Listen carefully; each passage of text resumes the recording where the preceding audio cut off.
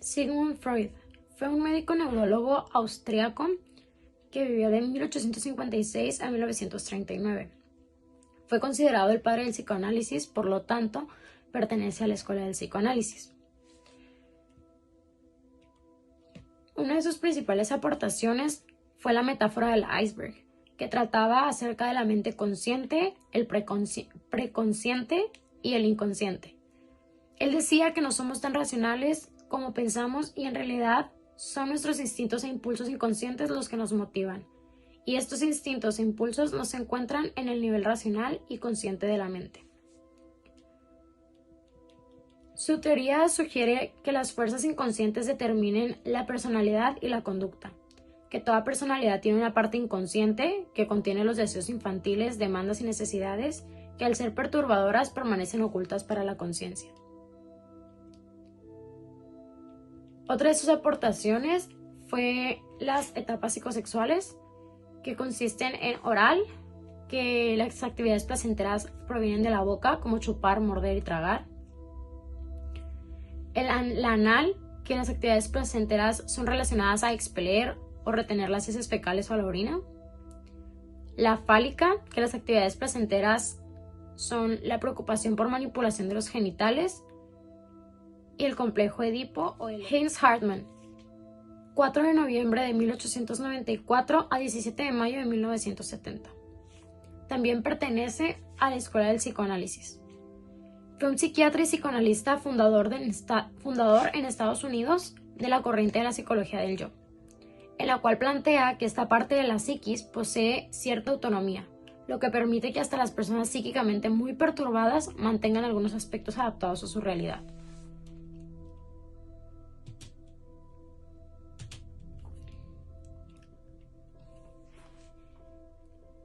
La parte del ello es la parte salvaje, desorganizada e innata de la personalidad que está presente al nacer. Son los impulsos primitivos tales como el hambre, sexo, agresividad, impulsos irracionales. Opera con el principio del placer, cuya meta es aumentar la satisfacción y disminuir la tensión. La parte del yo es la parte racional de la personalidad y actúa como amortiguador entre ello primitivo y el mundo exterior. Opera bajo el principio de la realidad, en el cual los instintos se restringen para mantener la seguridad e integridad de la persona. El superyo representa la conciencia de un individuo que distingue entre el bien y el mal. Empieza a desarrollarse entre los 5 a 6 años y se aprende de los padres, maestros y otras personas importantes para el individuo. Fyodor Dostoyevsky nació el 30 de octubre de 1821 en Moscú. Fue uno de los fundadores del existencialismo y estudió en la Escuela de Ingenieros de San Petersburgo. Él estudió sobre el inconsciente, el surrealismo y el existencialismo. Viktor Frankl nació el 26 de marzo de 1905. Este psicólogo fundó la teoría de la personalidad en la psicología. Es conocido por ser el fundador de la logoterapia y además de sus teorías existenciales. Howard Gardner, de 1943 a la actualidad. Su escuela es la cognitivo-conductual. Su teoría principal es de las inteligencias múltiples. Considera la inteligencia no como un factor unitario, sino como un factor en el cual se agrupan las capacidades y habilidades que tengamos como seres individuales de acuerdo a la potencialidad que tengamos para desarrollarnos y crecer en ellas. Las clasifica en 8 distintas. Tenemos a la inteligencia lingüística, donde vamos a poder ver a quienes tengan la habilidad mayor desarrollada de la comunicación y el lenguaje. Pueden estar aquí los poetas y escritores. También tenemos a la lógica matemática. Es la capacidad de razonar de manera deductiva y lógica y de resolver problemas. También tenemos a la espacial, también conocida como la inteligencia visual, ya que aquí podemos encontrar a aquellos que tengan habilidad de crear imágenes y manipularlas. Por ejemplo, los diseñadores, los arquitectos, los ingenieros. Tenemos a la inteligencia musical. Aquí vamos a poder encontrar a los compositores, a los cantantes o a los músicos como tal. También está la kinestésica o corporal, que es para aquellos que tienen mayor control de sus movimientos corporales o la coordinación o habilidad en ellas. Aquí podemos encontrar a los deportistas, bailarines, cirujanos. También está el intrapersonal. Es el tipo de inteligencia que se caracteriza por la habilidad de comprender y controlar el ámbito interno de uno mismo. Aquí podemos encontrar a los políticos, a los profesores. La interpersonal. En este tipo de inteligencia se refiere a la habilidad de discernir las emociones y las intenciones de los demás. Por ejemplo, en ella están los psicólogos o los administradores. También por último tenemos a la naturalista, que ésta se encarga básicamente de todos aquellos que tengan la capacidad de distinguir, clasificar y manipular todos aquellos elementos del medio ambiente u objetos. En esa inteligencia podemos encontrar a los biólogos o a los herbolarios. Jean Piaget, de 1896 a 1980. Su escuela es la cognitiva.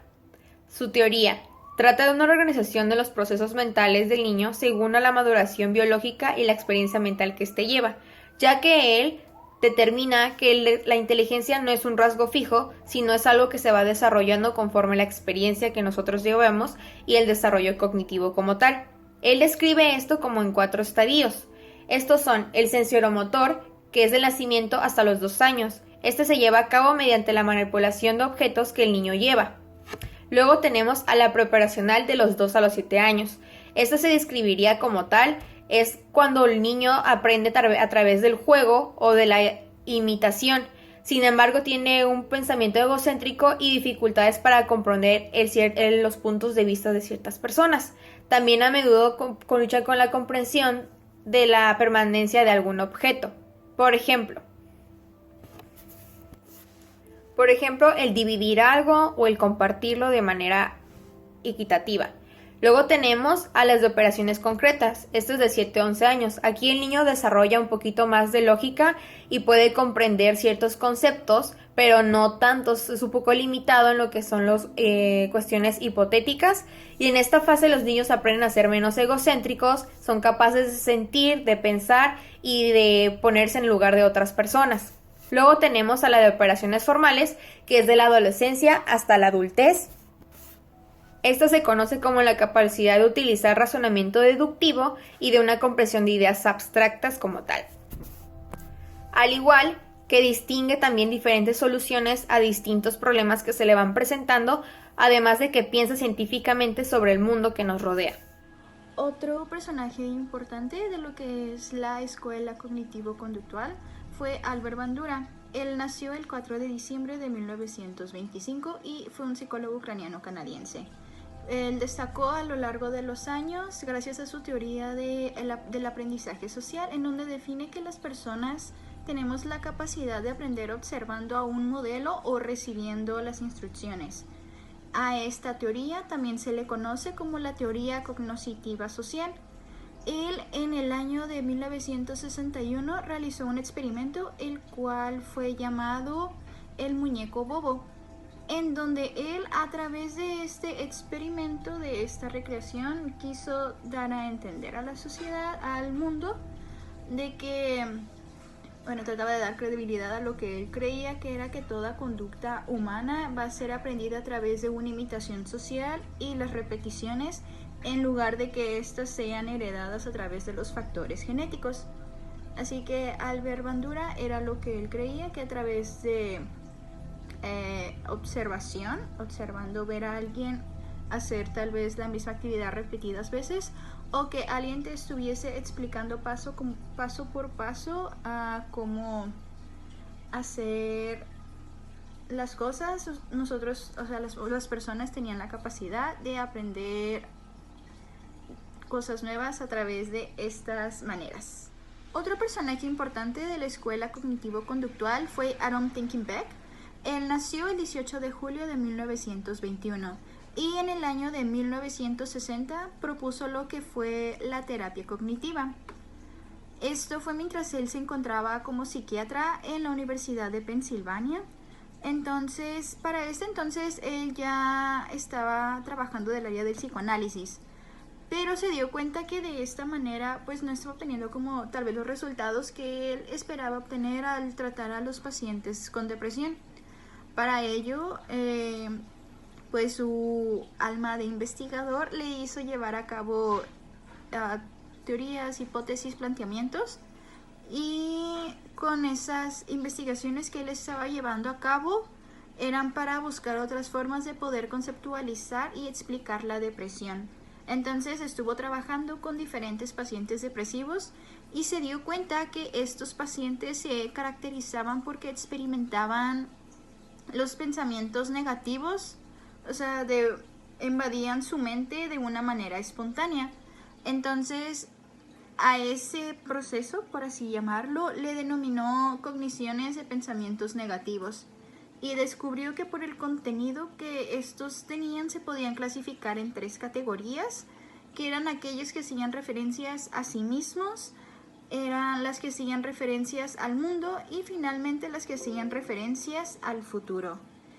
Y pues con esto ya comenzó a ayudar a los pacientes a identificar y evaluar los pensamientos, y encontró que de esta manera los pacientes eran capaces de evaluarlos de forma más realista, y esto va a conducir a que se sintieran mejor y se comportaran de modo más funcional. Howard Gardner en 1983 presenta su teoría perteneciente a la Escuela de la Psicología Cognitiva, la cual hace referencia a la teoría de las inteligencias múltiples, de las cuales habla de 8. Es la inteligencia lingüística, que es la capacidad de dominar el lenguaje y el poder comunicarnos con los demás. No solamente hace referencia a la comunicación oral, sino también a la escritura, a la gestualidad y demás. También está la inteligencia lógico-matemática, la cual es la capacidad para el razonamiento lógico y la resolución de problemas matemáticos. Está la inteligencia visual-espacial, es la habilidad que nos permite observar al mundo y los objetos desde diferentes perspectivas. Después está la inteligencia musical. En esta inteligencia, Howard comentaba que en todas las personas existe una inteligencia musical latente, pero los más ventajosos son las personas capaces de tocar instrumentos, leer y componer piezas musicales. Después está la inteligencia corporal kinestésica, que es la capacidad de explorar el entorno y los objetos por medio del tacto y el movimiento. Después sale la inteligencia intrapersonal, que es la capacidad de la autocomprensión. La inteligencia interpersonal, que es el poder comprender el sentido de los gestos o de las miradas de otras personas y poder ser capaces de entenderlas y empatizar con ellas. Y por último está la inteligencia naturalista, que es la capacidad de distinguir, clasificar y utilizar elementos del medio ambiente, objetos, animales o plantas. David Rumelhart, en el año de 1980, da a conocer la teoría perteneciente a la Escuela de Psicología Cognitiva. Sus teorías es la teoría de los esquemas y la teoría de modelo interactivo. En el ámbito de la psicología cognitiva, la psicolingüística y otras ciencias relacionadas, el término esquema se utiliza para denominar patrones cognitivos de información, incluyendo las relaciones entre distintos elementos de conocimiento. Rumelhart afirmó que el concepto de esquema hace referencia al conocimiento que poseemos. En concreto, estos se corresponderían con conjuntos de información de carácter genérico. Los esquemas están compuestos por distintas variables que pueden adquirir múltiples valores. La información que obtenemos es procesada a nivel cognitivo y comparada con los esquemas y con sus posibles configuraciones que almacenamos en la memoria a largo plazo y aumentan la eficiencia de nuestra cognición, defienden que el aprendizaje y, por tanto, la formación de los esquemas no es un proceso unitario, sino que obtenemos el conocimiento a través de 3 modos de adquisición: la acumulación, el ajuste y la reestructuración. El proceso básico es la acumulación espontánea de información que llevamos a cabo de los sentidos y la cognición.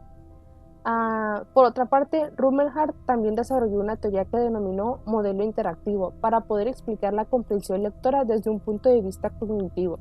En el modelo interactivo, Rumelhart describe la adquisición del conocimiento lingüístico visual como un proceso en el cual la mente trabaja con múltiples fuentes de información de manera simultánea.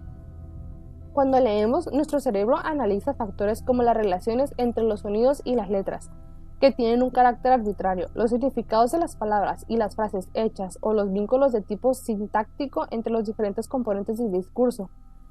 Por otra parte, Rumelhart consideraba que los relatos comparten aspectos gramaticales nucleares. Al oír o leer cosas que no conocemos con anterioridad, la percepción de esta gramática común nos ayuda a comprender los eventos y estructurarlos mentalmente con una mayor facilidad, así como a predecir el desarrollo de los acontecimientos.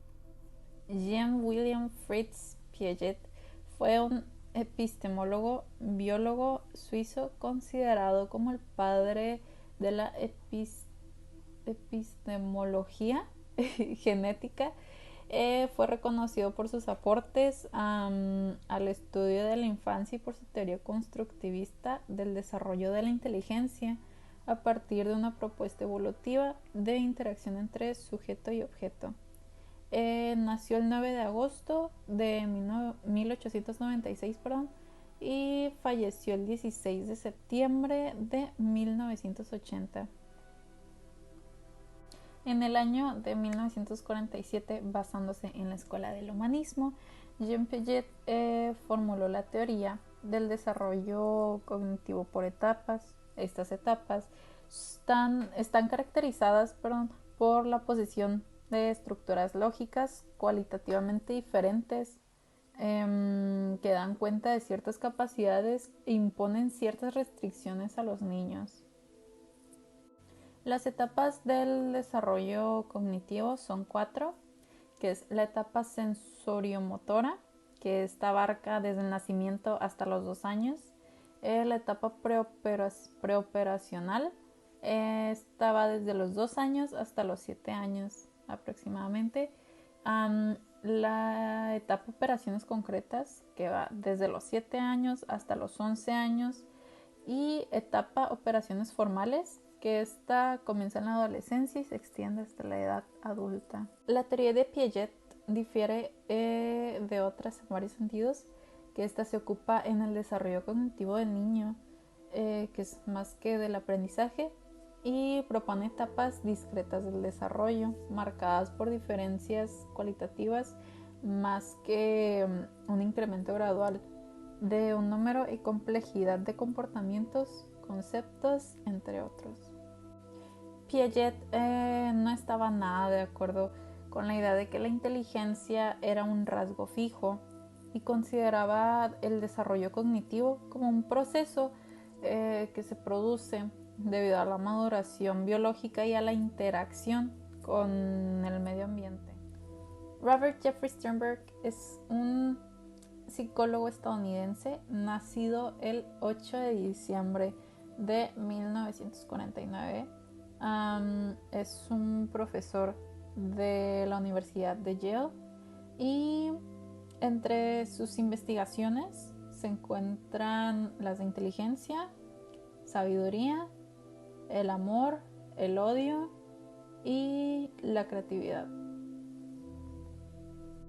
La inteligencia analítica supone en captar, almacenar, modificar y poder trabajar con la información.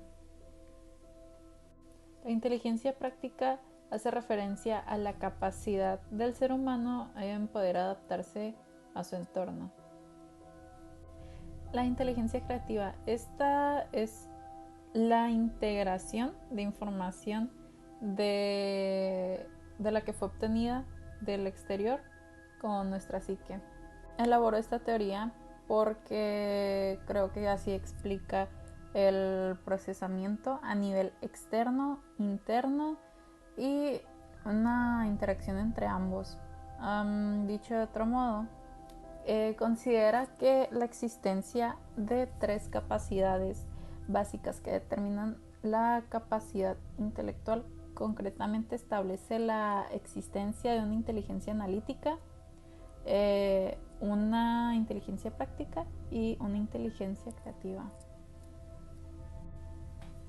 Para Sternberg, la inteligencia es toda actividad mental que orienta la adaptación consciente al entorno y a la selección o transformación de este con el propósito de predecir resultados y ser capaz de provocar activamente que es la adecuación de uno al medio o del medio a uno. Buenas tardes, yo voy a presentar una parte del conductismo. El primer personaje del conductismo es John Watson. Él nació en el año de 1878 y murió en el año de 1958. Fue un psicólogo estadounidense que puso en tela de juicio las teorías estructuralistas, las funcionalistas y las psicodinámicas. Su concepción del conductismo se basaba en los famosos experimentos del fisiólogo Ivan Pavlov, Llegó a la conclusión de que cada conducta es respuesta de un estímulo. Watson sostenía que él podía adiestrar a cualquier humano que no tuviera deficiencias físicas o mentales. También sostenía que los temores podían ser eliminados por el condicionamiento, o sea, así como los podrías crear temores, también los podían eliminar pues a base de experimentos. Se le criticaba éticamente por usar a los humanos para sus experimentos, pues en la sociedad no estaba bien visto que experimentara pues con humanos. Después venimos con Skinner. Bruce Frederick Skinner desarrolló su famosa teoría del comportamiento humano y sus reacciones y estímulos externos, por medio de los cuales una conducta es reforzada con la intención de que se repita o sea exterminada, de acuerdo con las consecuencias que el estímulo conlleve.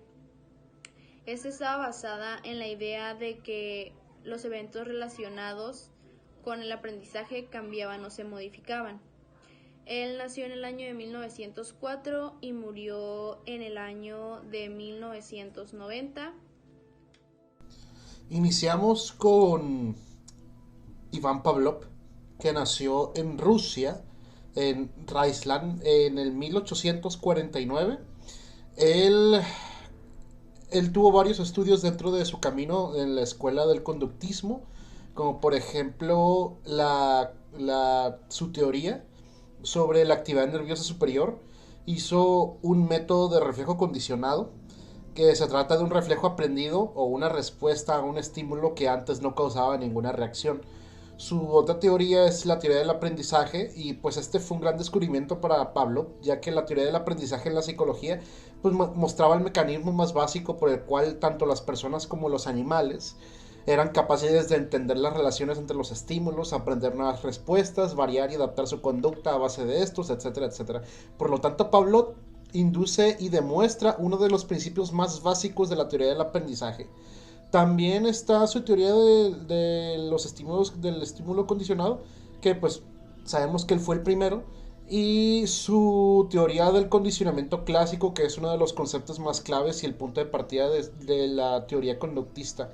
Y su trabajo más conocido por todos es el de condicionamiento clásico, que lo vemos con el tema de los perros de Pavlov, las campanas, la salivación, etc. Con el siguiente que vamos a abordar es con Clark Leonard Hull. Él nació en Akron, en un pueblo de Nueva York, en 1884. Y él es otro psicólogo clásico muy importante dentro del tema del conductismo, ya que, bueno, él consideraba que la psicología es una ciencia totalmente natural en toda regla, como lo son la física, la química y la biología. Como tal, pues lo que serían sus leyes podrían ser formadas a través de ecuaciones numéricas muy matemáticas, y existían leyes secundarias para explicar los comportamientos complejos de los propios individuos. De hecho, él es tan importante que él logró crear el primer concepto del aprendizaje, metiendo lo que es el refuerzo de la motivación, utilizando matemáticas. Esto no lo habían hecho antes nadie, y esto contribuyó a la cuantificación de la psicología y en consecuencia en su acercamiento a otras ciencias naturales. Su mejor trabajo es la teoría de la reducción del impulso. Aquí él planteó que el aprendizaje es un modo de adaptación a los restos del medio que favorece la supervivencia de los seres vivos. Los define como un proceso activo de formación de hábitos que nos permite reducir los impulsos como el hambre, la diversión, la relación o la sexualidad. Y estos pueden ser básicos o adquiridos por condicionamiento.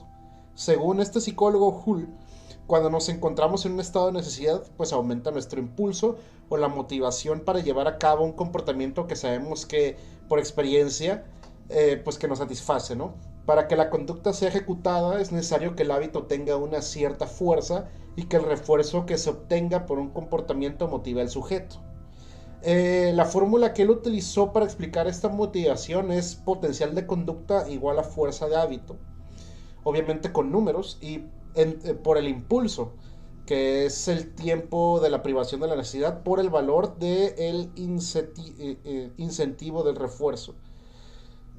Tristemente, la teoría de Hull fue derrocada por el conductismo provisional de Edward Tolman, que tuvo un mayor éxito a la causa de la introducción de variables cognitivas, y pues tal hecho puso en cuestión la base de los planteamientos sobre la reacción del impulso del planteamiento de Hull. En 1943, Abraham Maslow fue relacionado con la experiencia vital propia.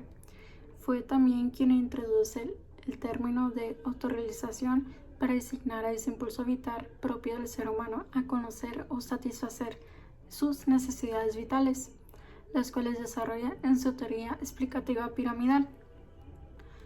Digamos que una de sus teorías más famosas es la pirámide de Maslow, la cual establece una jerarquía que contempla diferentes niveles de necesidad, partiendo de las más básicas fisiológicas, situadas en la base de la pirámide hasta llegar a la cumbre, donde se encuentran las llamadas necesidades de desarrollo o autorrealización. Digamos que en el momento del proceso de crecimiento personal o de autorrealización se llegan a interrumpir o se descuida, nacen muchas reacciones, ya sean como obsesiones o interpretaciones emocionales, las cuales llegan al punto de categorizarlo como problemas. En 1951, Fritz Perls fue fundador de la terapia gestal, ubicada dentro de la corriente humanista. Este autor introduce perspectivas muy interesantes y útiles en el campo del crecimiento personal.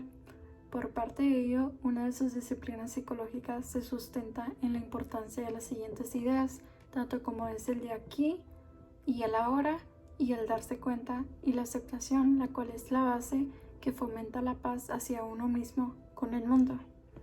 Carl Rogers, de 1902 a 1987, su principal escuela fue el humanismo, en la cual él tuvo grandes aportaciones, tales como la terapia centrada al cliente, en la cual decía que si se le trataba al paciente como un cliente más que como un paciente, los resultados podrían llegar a ser distintos y mucho más eficientes.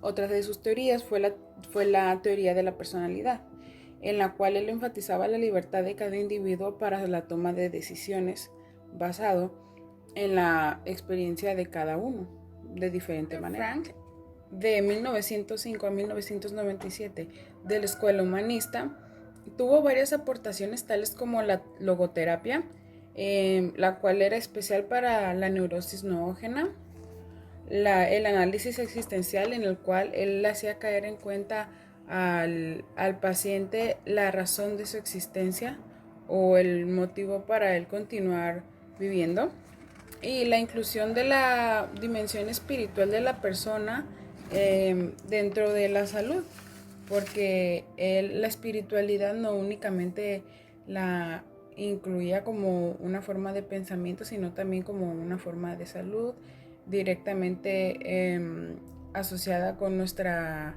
fisiología. Y bueno, hasta aquí ha sido toda nuestra parte. Gracias, hasta la próxima.